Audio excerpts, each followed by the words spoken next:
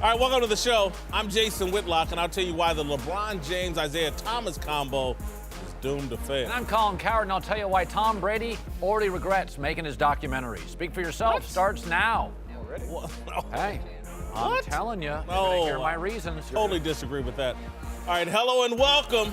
We're joined today by Fox NFL analyst Tony Gonzalez and Colin's co-host on The Herd, Christine Leahy. Colin, we're still the two best-looking people on this set. No question. All right, let's move to New England, where Tom Brady stirred up some controversy this morning, cutting short his weekly radio interview with WEEI's Kirk and Callahan after another WEEI personality insulted Brady's daughter, who appeared in the first episode of Brady's documentary, Tom vs. Time, last week. Here's Brady this morning. Stacey had told me that someone had made a comment about my daughter or something like that. Tom, we were just talking about it. Was Alex Reamer and Jerry and I talked about it Friday. It was a stupid thing to say. We destroyed him for saying it. You can say whatever you like. Go ahead. I've tried to come on this show for many years and showed you guys a lot of respect. I've always tried to come on and, do a good job for you guys. So, it's very disappointing when you hear that, certainly with my daughter or any child. I'll obviously evaluate whether I want to come on this show again. So I really don't have much to say this morning. That's fine. I understand. That's totally fine. I will, maybe I'll speak with you guys some other time. Absolutely fine. We understand. All right, Tom, you too. All right, Cowherd, do you think Brady already regrets making the documentary? Yeah, because he's a dad, and I have a daughter, and I feel as a dad, to some degree, I have to protect my daughter. That may be stupid, and it may not be true. No, it's true. I feel as a father, there's a certain shield that I'm going to protect my daughter from the harsh realities of life, and that's probably naive and idealistic. I think if somebody had said something about my 19-year-old son, it'd be different than my 5-year-old, 6-year-old daughter. And I think it cuts deep, and I think it's hard to explain if you don't have a daughter. But there's a special relationship between dad and daughter, and I think Tom this morning thinks to himself, I went here for my brand, and I injured a really important part of my family. You think he thinks the documentary is the problem, not the people at the radio station, the guy at the radio station who's not being very smart? No, because Tom's not a blamer. Every time I've watched Tom, he owns his stuff. Like, he'll lose the Super Bowl, and it's like, it's on me. Tom's not it's your fault, it's your fault, it's your fault. Tom this morning is compartmentalizing this, and in Tom's world, I believe he's thinking that I need to open up my family to this. My family's now vulnerable, and the most vulnerable person in my family is my daughter. I think absolutely all of that was thought through between he and Giselle before they ever did the documentary. They had the conversation. They knew by putting their children in the documentary, it was going to open up a conversation. And so if someone nationally, someone away from Boston, someone that he wasn't doing a favor for had made these comments, I think he called us annoying pissant or whatever. I think if someone away from WEEI had done this, Tom would have just blown it off and kept it moving. But he's actually doing WEEI, and the kid that made the comment is actually on the show quite often that Tom appears on Monday. And so he's just not expecting this. And so I don't think he blames the documentary. I think he's like, this kid's incredibly stupid, and the radio station's incredibly stupid. You got the greatest athlete of all time, potentially, doing you a favor, coming on your network, and you let someone take this shot? I don't blame him. I don't think it's about the documentary. I think it's about the stupidity of Alex Reamer, who did it, and for some reason, for WEEI not making it crystal clear. You can talk about this documentary, but don't bring his kids into it. Well, I think he's contractually obligated to do that hit on the radio with them once a week, but obviously now he has a reason to maybe go back and renegotiate it. Reality television, you do open yourself up to some criticism, especially with your family, if your family is on it, but this is a docu-series. It's not reality television. So I don't blame him at all, and I don't think he should take any of the blame. Tom Brady. It's not his fault for putting together this docu-series. He never imagined that someone was going to look at his daughter in this way. It wasn't like she was the focus of it, like a Kardashian series. And regardless if it was reality TV or the docu-series, I don't think it's ever appropriate for someone to go on TV and call a child a pissant, especially if you know Tom Brady comes on your air once a week. Yeah, well, I agree with what you guys are all saying. But I think if I ever was put in that situation, you have to understand that people are going to take shots. That's just the nature of who people are. I mean, there's haters out there, as we call them. So for Tom to get that upset, I think he's just sending a point.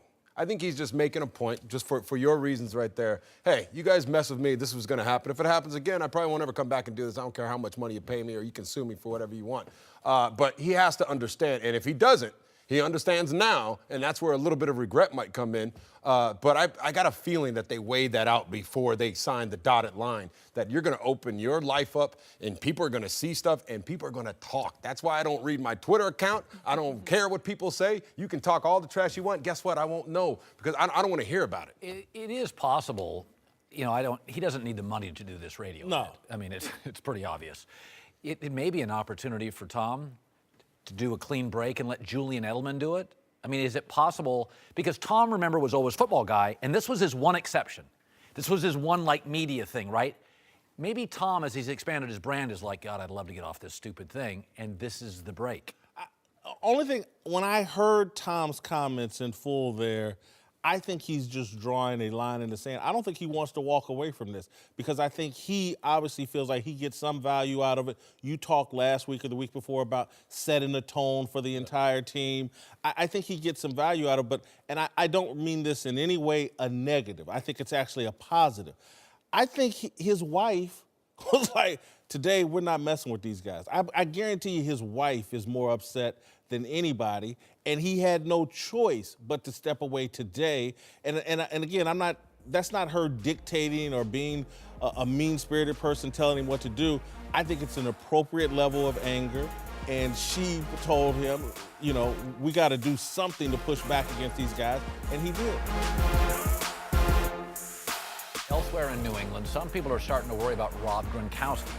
The tight end practiced for the second straight day. Okay, that was Sunday, but he remains in concussion protocol, and his status for Sunday is uncertain.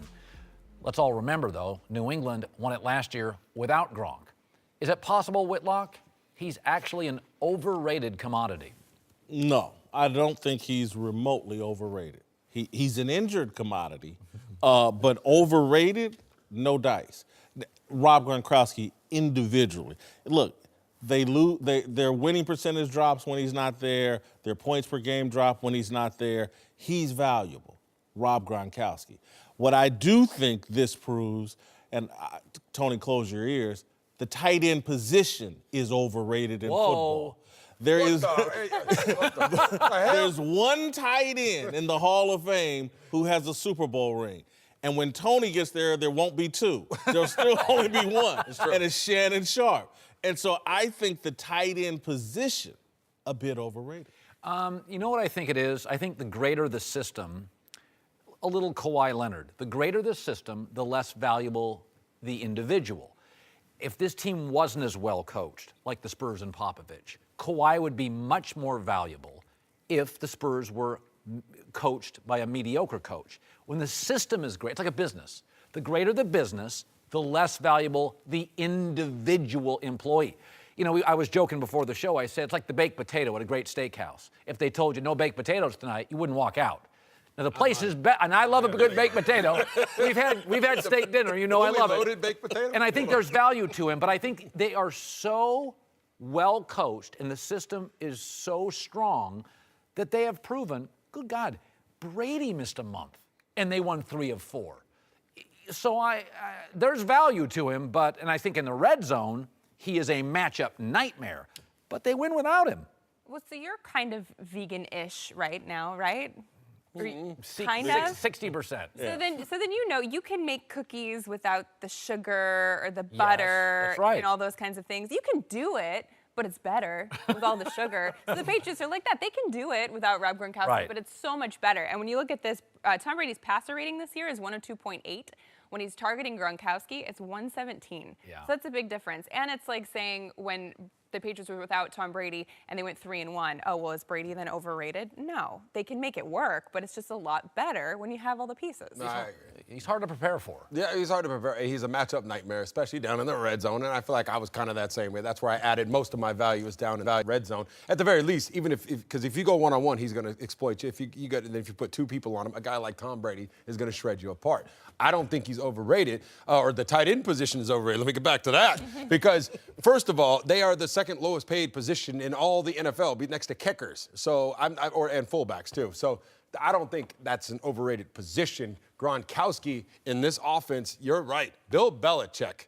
I've always said it, and I love Tom Brady, and I love everything that the New England Patriots, but it's Bill Belichick. They are just a well-oiled machine, and they do well when the Matt Castle comes in. Look at the quarterbacks that have come out of the New England Patriots system. They go other places, they can't match that productivity. Same with coordinators. Coordinators, coaches, it's Bill Belichick. That's the only thing that makes the most sense. He is the guy that makes this thing go. Gronkowski, great piece. Just like you said, he's good. It's a good cookie, but I'd rather have the cookie with the butter and the cream. With Gronkowski. The other thing, they have become fairly adaptable because he's hurt so often. You know, I mean, this is something now, I mean, we're all football fans. You kind of expect Gronk to miss about 4 games a year. So I think they're just used to dealing with Gronkowski at some point, week 8 through 12, being banged up. They're used to dealing with most of their players being banged up at some point or not available. I mean, their system, here's their system. Last year, Chris Hogan was great in the AFC Championship, non-factor in the Super Bowl. So Danny Amendola was great against Jacksonville. He'll be a non-factor in the Super Bowl. They have made sort of a living on, you have no idea who's going to be our star. Super Bowl was James White. And by the way, then the season starts, nobody throws to James White. So I think part of their adaptability is, we have him or not, you have no idea in this Super Bowl who to go to Vegas and bet your prop bet on. Who's going to be their star? If Gronk is out there, he's going to be a big, I think 6 straight playoff games, he's caught a touchdown pass. He's been very good when he's out on the field. But Tony, we'll end with this. Or if Gronk doesn't play, and let's say you know that Wednesday this week, does that change your opinion in any way about whether the Patriots are going to win the game?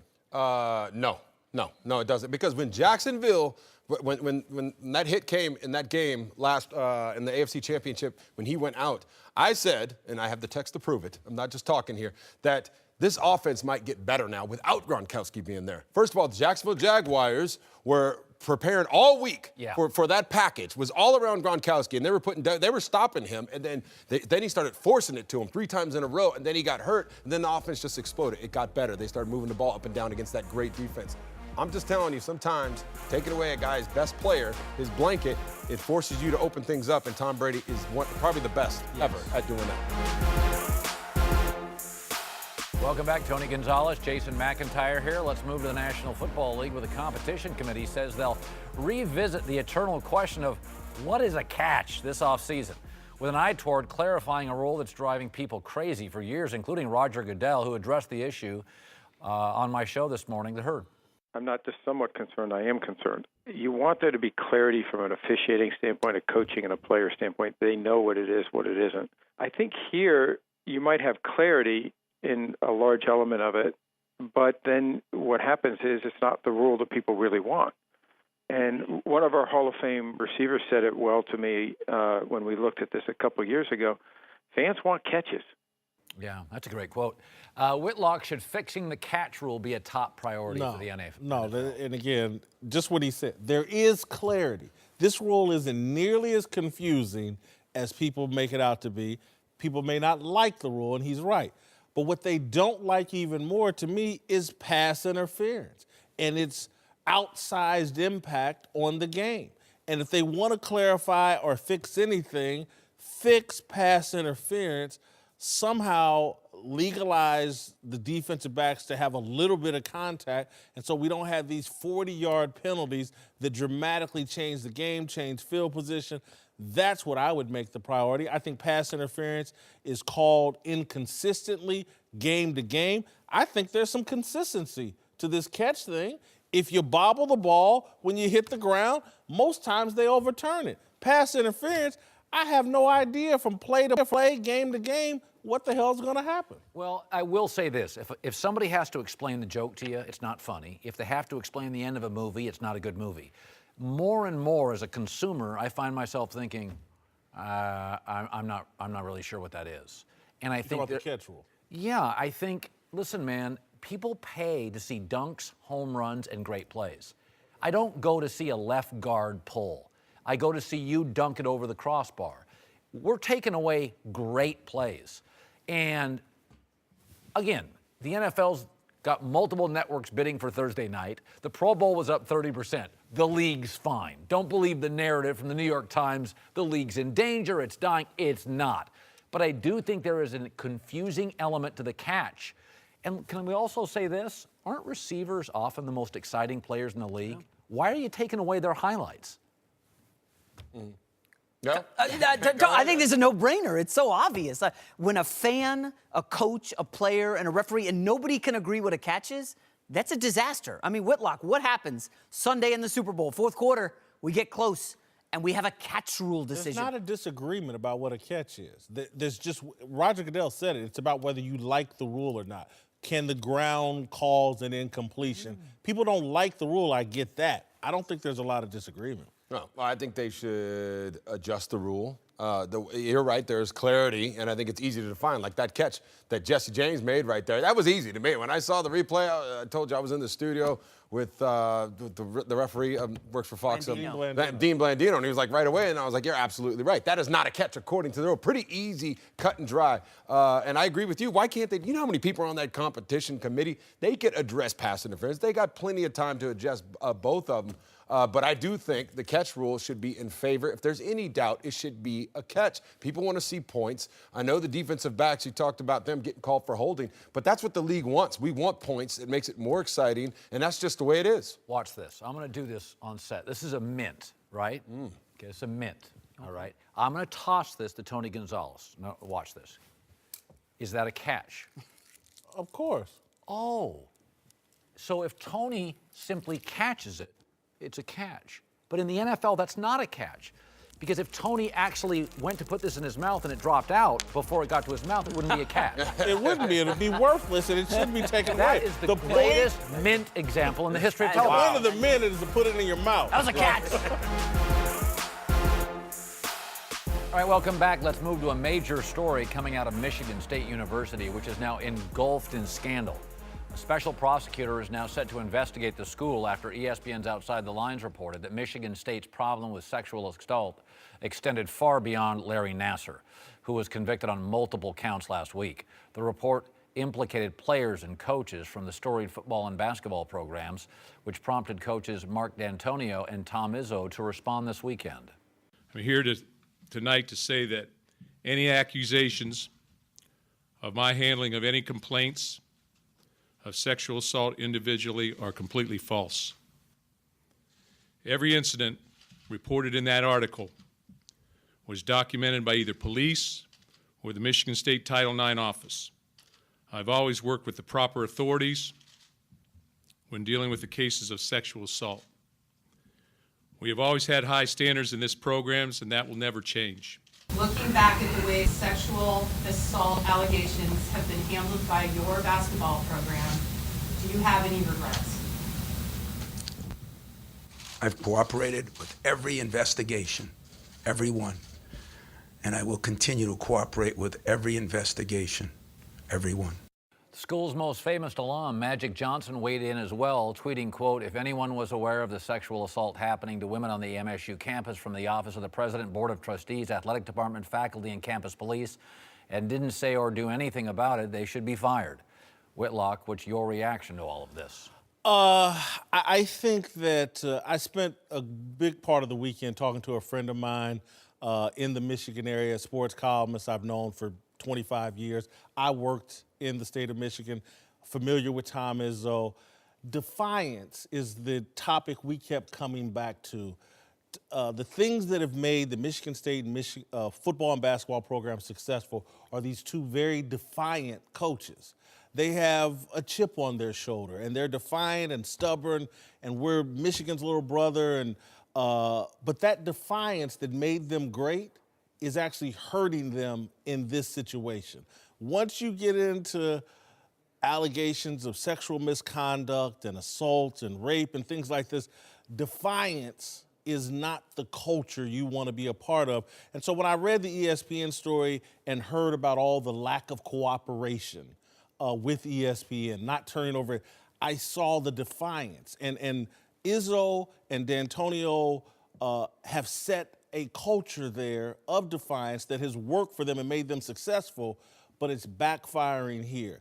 They may not understand this, and I have respect for both of these guys. But in order for Michigan State to heal, these guys might have to move on. And they're talking about they want to do whatever's best, or Tom Izzo certainly was, what's best for the university and making sure we can heal. Even though there may be some truth on their side and we handled this, we cooperated, in order for Michigan State to truly heal, they may have to move on. Initially, this story to me, Jason, felt like Penn State. You had a pedophile on campus, but it was an individual. And then as you see the breadth of this story, it now feels like Baylor, where it's cultural and it's campus-wide. I've always been very suspicious when there's trouble on a campus in an athletic department for some 20 years. Because and nobody hears about it and nobody knows anything. I used to work in college in an athletic department. Everybody knows everybody's business. And in a town like Waco or State College or East Lansing, that university is the centerpiece of the town. Much of the town went there. If Larry Nassar was there for 20 years, am I supposed to believe there weren't suspicions, there weren't stories, that this caught everybody by surprise? There were no cover-ups?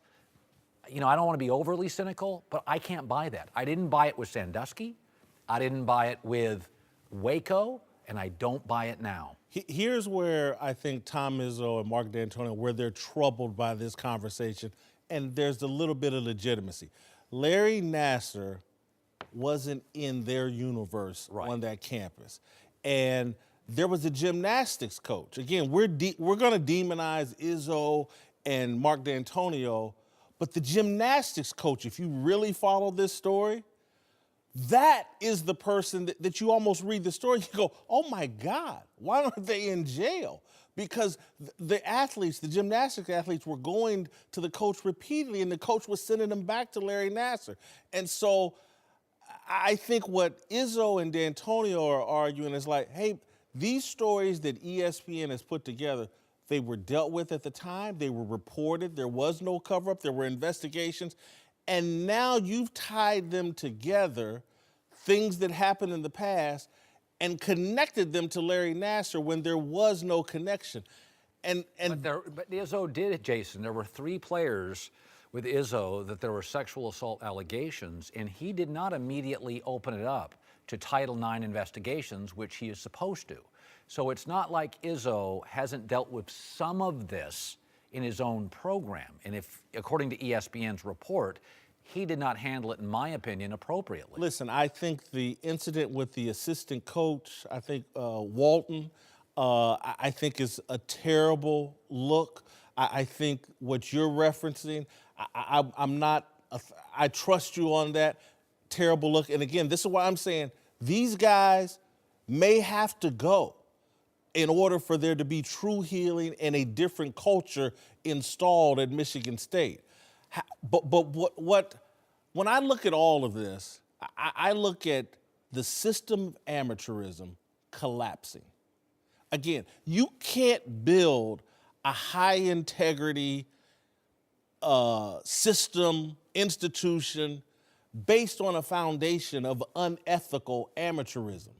Amateurism has been wrong in college sports for at least the last 30 years. And we just keep trying to go on, and we're paying coaches and a small handful of individuals millions of dollars, load them up with multi-million-dollar buyouts. And we keep wondering why universities keep making bad decisions, because they're sitting there going, well, we really should get rid of this guy, but it'll cost us $25 million to get out from underneath of him. And again, so if we don't fix the corrupt system of college athletics and amateurism, we are going to continue to see a corrupt system come up out of that protects men and people in power and women that are in power that abuse their power. If we don't correct the corrupt system of amateurism, let's not be shocked that everything that comes out of it, we find out is also corrupt. Yeah, I mean, listen, I've always thought the NCAA deserves some criticism, but they're kind of an easy mark. But one thing we can't deny, it is such a machine now. There is so much commerce because you have multiple networks vying that when you get, doesn't matter if it's Wall Street or an athletic department, there is a protective mechanism, to your point. And I mean, how many victims does there need to be? Remember in Waco and Baylor, where victims came out and were shamed. And I think we're forgetting the reason this entire thing works. The students. I've never paid to watch a coach. I have paid to watch students. Did you pay to watch Mark Emmert, the head of the NCAA? 37 allegations of inappropriate. He was made aware of the Nassar situation and nothing. And so again, if the head of the NCAA, again, and this amateurism system, if they're corrupt, everything that springs out of it is going to be about protecting money rather than protecting young people and the kids. We have to correct this system. And again, Tom Izzo and Mark D'Antonio may have to go away in order to fix things at Michigan State.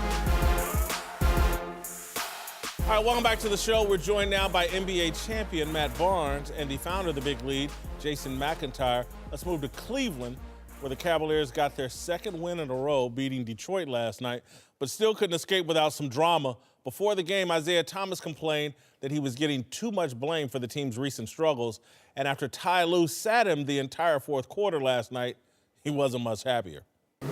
We gotta play to our strengths. I mean, just like Chris Paul and James Harden, they don't play together at all times. You got to play to their strengths. We're still learning each other. I mean, I'm still learning this team, and Ty Lue is still learning how to use me and use me to the best of my ability. What was your take on not playing out there? I don't know. What do you want me to say? I'm just glad we won. Cowherd, can LeBron and IT coexist? Yeah, but be great? Probably not. Listen, he averaged 15 a game for Sac, 15 a game for Phoenix, and 15 a game for Cleveland. He doubled it with Brad Stevens. Is it possible that with the best coach in the stable family, he was terrific, but he's overvalued? That the rest of his career tells you when he's not with this really stable team and this remarkably smart coach, he's a 15-point-a-game guy, which is a really good basketball player. But, you know, I think we're sitting here going, I mean, come on, where am I getting my 29? His history tells me he's not a 29-point-a-game guy. He's a 15-point-a-game guy who, with one great coach who built a system around him, he was elevated. I think you're right from a basketball standpoint, but I'm far more interested from a personality standpoint. He and LeBron James, both high-maintenance guys. LeBron's passive-aggressive. IT seems very sensitive. Yeah. I'm shouldering too much blame. He's been whining and crying about everything. Love the little fella, but he's a little sensitive. He's playing a big man's game. It'll make you insecure. So I just don't. It's just not a good recipe. What you talked about, he excelled in Boston. They had a stable environment, supportive, well coached. And you come to Cleveland, it's an unstable environment, and you got a coach that's on the job, learning how to be a great NBA coach.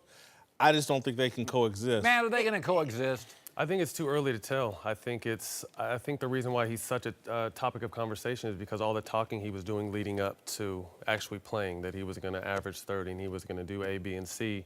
And coming into a new team, which I know well, and obviously, he's an all-star caliber player and I wasn't, but at the same time, you come in and sit back and just keep your mouth shut and learn the team, the culture, the system, make friends, and really see where you can fit in at without doing too much. So like I said earlier, I think he needed to, stand out by fitting in instead of standing out by talking. And I think he did a little too much talking, and now that they're not playing well, the blame has to go somewhere. But like I said, it's still early. Give this team time. After the All-Star break, March and April, I think they'll hit their stride. Yeah, I would agree with what you're saying, Matt. But Whitlock, I think you're being a little soft on him. I think this is an embarrassing lack of self-awareness from Isaiah Thomas, okay? You come in, as you said, to a team where LeBron is the system. You got to just be like, LeBron, what would you like me to do? You want me to come off the bench? Yeah, I can be the sixth man. I can average 15 a game. I can try to play defense. He's not doing that. He's out here looking for his next contract, demanding shots, wanting to practice. Like Isaiah Thomas, I mean, really, where's the self-awareness? You're not the star of this team. You're not the number 2 guy. Kevin Love is a better player than Isaiah. He should be listening to LeBron and saying, what do you need me to do? Let me support, I think you make a really interesting point, the psychology of it. He's the last guy drafted. He's 5'8". It's a big man's game. Isaiah Thomas's life, he's been told, come on, bro. You have a cute game. So the kid has a natural inclination toward, he's defensive. Okay, so he does need a little more love. He does need a little more. Brad Stevens. He ain't gonna get it from LeBron. No, that's right. So I'm saying. Kyrie didn't get it. Why is IT gonna get it? What if he shot better than 27% on three-pointers? Would that help? I'm saying, but just put yourself in Isaiah Thomas's shoes. Your whole life you're told you're too small in a big man's game. Everybody abandoned you. Sacramento, Phoenix. You get to Boston, and they show you love, and then they trade you. And then you lose your sister. I mean, this has been a rough year for him. And if you loved a company and you couldn't find your spot, and you did, and then they trade you for a rival, and then you lose a family member, listen, man, I'm not sure most people could handle this last year. And again, you're talking about going to LeBron and what can I do? LeBron's not even committed to Cleveland. If LeBron were committed to Cleveland, then he could nurture this healthy relationship with IT. But LeBron has his own agenda as well. And again, Jason, I think the thing that you also are overlooking is he didn't choose to go to Cleveland. That's right. That's a good point. He got shipped there. And so it's hard for him to go to LeBron. I didn't want to be here in the first place. And now this big contract that me and my family had been eyeing and thinking was going to happen, it's going away. Let me ask you, Matt, in this league, players obviously have moved toward LeBron. But is there a sense in the league that LeBron's also hard to play for? Play with. I've never heard. I've never played with him. I've never heard that. But I think if you're one of the greats, you're usually a little different in some areas. Obviously, Kobe was an evil genius. Great players are a little different. You know what I mean? So, but at the same time, I think the key to Cleveland is LeBron's going to have to pull him to the side and talk to him and sit him down. And then LeBron also has to do the same thing to Jeff Green, because Jeff Green's one of the most talented players I've ever been around, seen. But he needs a kick in the butt sometimes. You know what I mean? So I think those two guys, if he can get those two guys and get through to those two guys, they're going to have a chance to win the East. Matt, don't you think part of it is, hey, Isaiah, we need a sixth man. We need a young guy with energy coming off the oldest bench in the league. Turn into Manu Ginobili. Turn into Jamal Crawford. I mean, that makes sense. And for Isaiah Thomas to be like, no thanks, I'm not coming off the bench. I want somebody to show me where LeBron's doing this with anybody. Well, he's the leader of the team. No. This year, though. I think in previous years when he was more committed, but this year all the conversation's been about Lakers, where he's going next. Can this team really win a championship? I just don't see LeBron reaching out to IT. Again, it's like why Kyrie Irving left. If he had nurtured Kyrie Irving the right way, Kyrie would still be there and they'd have a shot.